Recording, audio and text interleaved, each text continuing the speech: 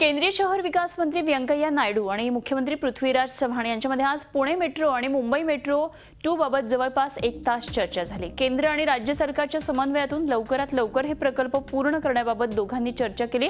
याशिवाय स्मार्ट सिटीमुळे राज्यातले किती शहरांना फायदा होईल याबाबत सुद्धा दोघांमध्ये बातचीत झाली।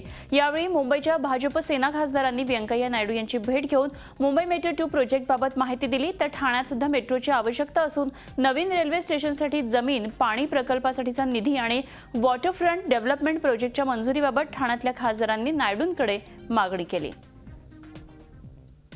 मुंबईच्या विषयांसाठी मुंबईचे सर्व खासदार शिवसेना, भाजप आणि महायुतीचे आणि आम्ही संघटनेच्या वतीने माननीय व्यंकय्या नायडूजी आणि नंतर माननीय मुख्यमंत्री यांना भेटलो।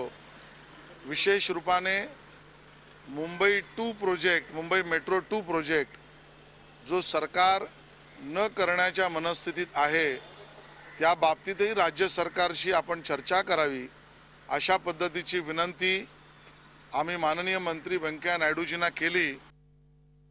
आदरणीय व्यंकय्याजी नायडूंना भेटण्यासाठी आम्ही ठाण्याचे काही विषय घेऊन त्यामध्ये महत्त्वाचा विषय म्हणजे ठाणे घाटकोपर टू कासारवडवली ठाणे मार्गे जो मेट्रोचा प्रोजेक्ट होता या संदर्भामध्ये आम्ही त्यांना विनंती केलेली आहे की जे 4थ्या टप्प्यामध्ये ज्याचं हे होणार आहे ते लवकरात लवकर घेण्यासाठी त्यांना विनंती केलेली आहे आणि त्यांनी सुद्धा या बाबतीमध्ये लक्ष घालून ते लवकरात लवकर करण्याची आम्हाला आश्वासन दिलेलं आहे।